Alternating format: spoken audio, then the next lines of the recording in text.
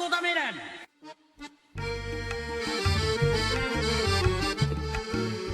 Yang namanya virus itu, dia seperti makhluk mutan. Makhluk mutan itu dia terus berkembang. Makin kuat orang, dia pun bermutasi makin kuat.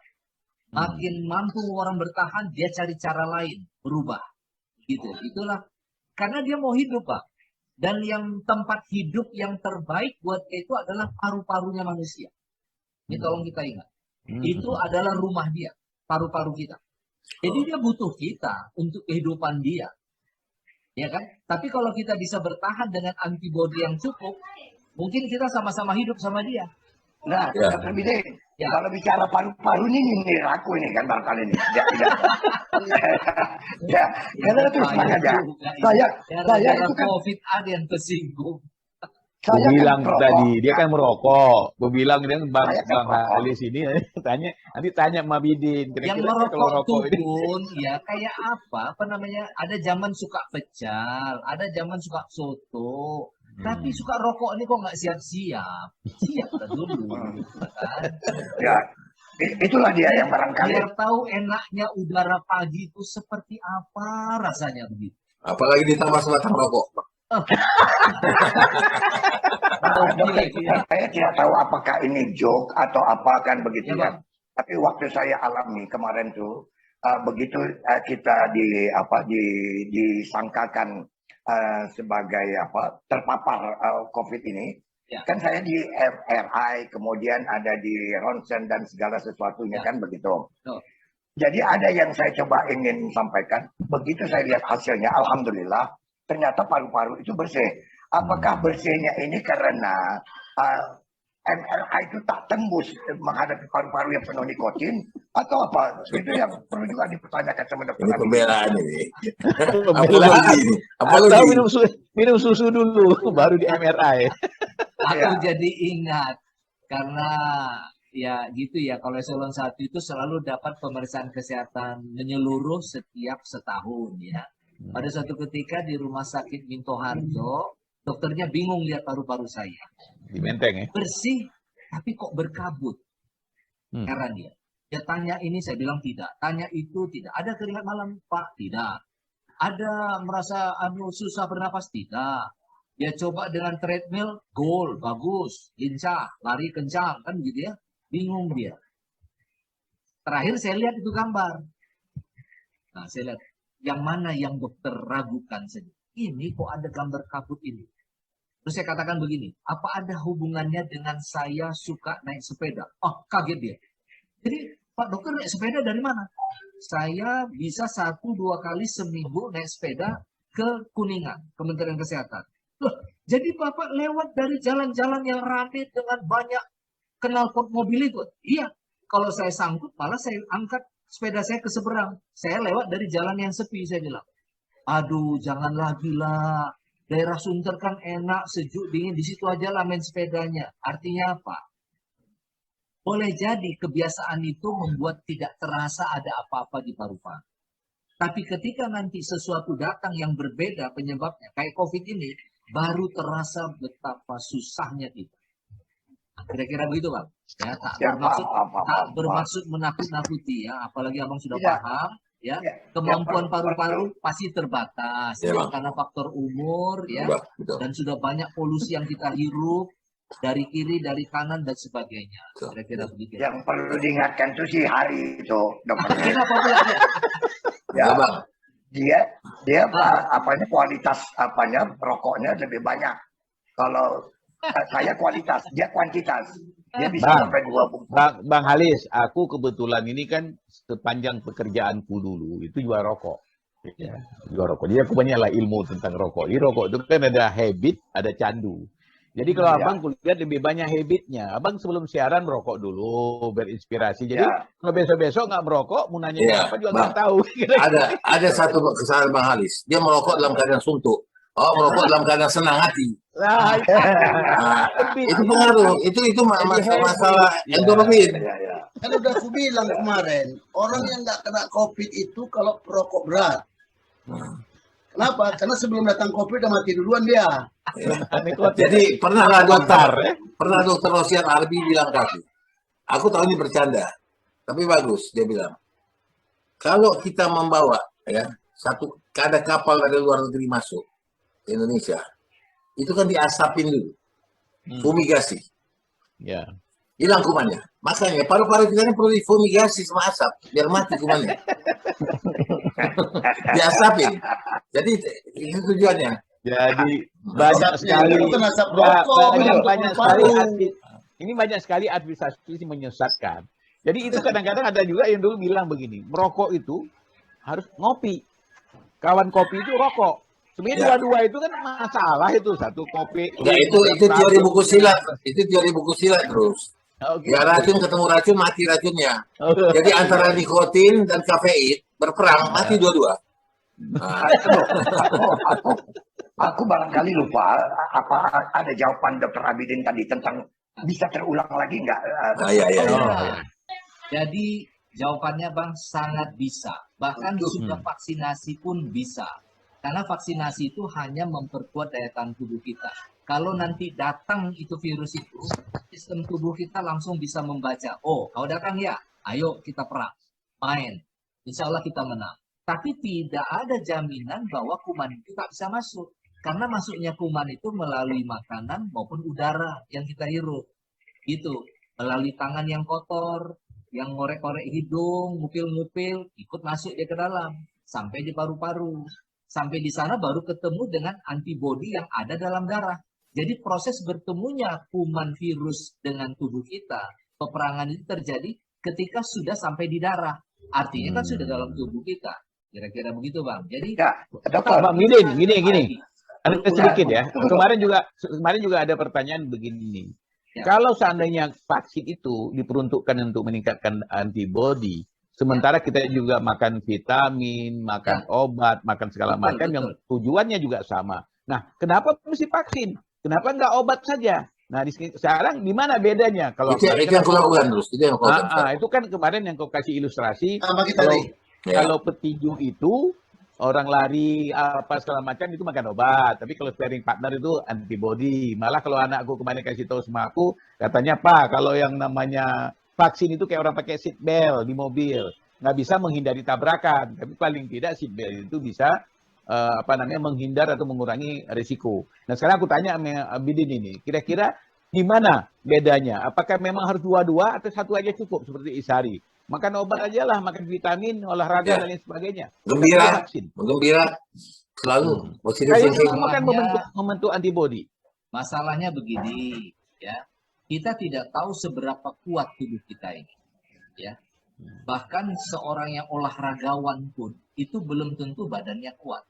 Orang yang tidak olahraga pun belum tentu badannya lemah. Karena ketidaktahuan itu, sikap positif adalah bangun dulu antibodi kita. Hanya satu cara membangun antibodi, yaitu memasukkan zat yang sama dengan musuh, ya, yang namanya vaksin, sehingga badan kita siap menghadapi dia.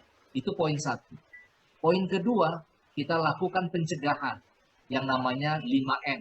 Ya, mulai dari masker, cuci tangan pakai sabun, jaga jarak, jangan masuk di keramaian, kurangi aktivitas di luar rumah. Dah, itu aja. Jadi dua hal kita lakukan. Pencegahan di luar badan, persiapan dalam tubuh. Aku mau bicara soal logika dulu, Dr. Abidin. Ya. Tadi kan Dr. Abidin mengatakan bahwasannya paling tidak dalam mencegah itu ada 5M ya. Intinya dalam situ adalah kebersihan kan begitu ya? Ya, betul. Tentu barangkali lawan daripada kebersihan itu adalah kotor kan begitu ya. Pertanyaan saya, kenapa orang-orang gila atau orang yang lebih banyak mobile di luar sana di jalan, kita tak pernah dengar bahwa mereka itu terkena virus ini atau mereka tidak diekspos. Antibody yang kuat. Ya. Imunitas ya lebih tinggi gitu. Iya, imunitas dia. Karena dia sudah terbiasa dengan situasi yang terburuk. Ya. Satu itu. Kedua, belum ada diteliti apakah masih ada orang yang kemarin nampak di pinggir jalan minggu yang lalu masih ada nggak? Nah, itu belum pernah. Mati. Udah 2 bulan aku mati. Ya. Ada 4 orang gila, 4 orang gila, tukang becak. Itu bisa dibuktikan, Din. Buktinya kami berlima masih beredar. Orang gila semua nih. Amin. Panjang umur. Sehat selalu. Tadi ada satu yang belum terjawab. Kalau tadi kan mencegah dengan makan vitamin, obat dan lain sebagainya itu dengan vaksin itu gimana coba digambar? Iya. Jadi intinya bahwa tubuh kita ini bertambah umur semakin menurun kualitas kesehatannya. Kan gitu ya. Makanan ada yang menambah potensi tapi ada yang berdampak buruk terhadap kesehatan. Banyak kita tidak tahu. Kita punya kebiasaan makan nasi. Nasi itu sampai umur 20-25 fungsinya karbohidrat untuk pertumbuhan. Tapi kalau lewat 25 masih makan 2 piring, tumbuhnya enggak lagi kepada tinggi, tapi kepada pelebaran. Melebar. Ya, melebar. Membesar barang itu kan. Nah, kalau masih dilanjut lagi di atas 40, berubah dia menjadi kumpulan gula dalam darah yang nggak bisa dipecah lagi. Datang penyakit gula. Penyakit gula dibiarkan terus, datang jantung, datang ginjal, datang ini dan itu. Kondisi makin memburuk.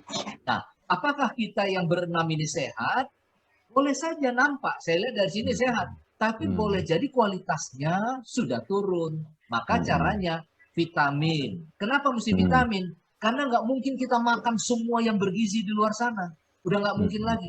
Karena usus kita sudah nggak mampu daya serapnya. Perut tidak mampu daya tampungnya. Maka solusinya adalah memakan suplemen-suplemen.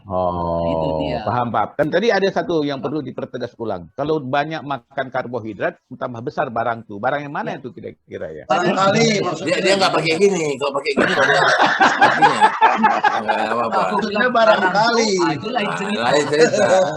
Nah, itu ada gestur. Ya. Ya. Ya. Dokter Abidin. Dokter Abidin.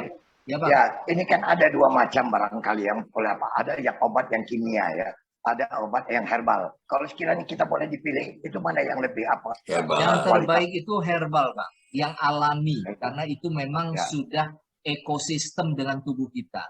Jadi silakan dibaca, dibuka di Google, herbal tradisional Indonesia. Dulu saya terlibat menulis itu, Pak. Silakan dilihat banyak. Sekarang gini Bang Bidin ya, mumpung lagi di sini. Tanam di tanah-tanah kosong sekitar rumah Abang. Aku di halaman rumahku ini banyak tanaman herbal. Banyak orang datang minta ini, minta itu. Coba. Nah, tanaman herbalnya juga kan ada tanaman herbal yang normal ya, seperti yang dokter bilang di halaman. Tapi Ganja ada juga herbal itu. Ada herbal yang racikan kan Les, gitu. Itu gimana? Izin kamar mandi bisa, Les? Ya, Oke. Itu macam mana? Tunggu, Bang Arnadi minta izin. Jangan dimatikan nih, jangan dimatikan. Tuh, Bang Arnadi, zaman dulu masih bisa ditahan. Kalau sekarang tak bisa ditahan lagi. Tak bisa, umur. Ya. Itu tuh mesti potong itu. Dia nggak pakai celana dari lewat. Iya. Dia mau nunjukkan. Ya, itu yang payah. Dia mau tunjukkan hanya di atas saja berbaju, di bawah enggak. Itulah tadi dia bilang mau lebar barang tuh katanya kan. Bang Alis, lanjut Bang Alis.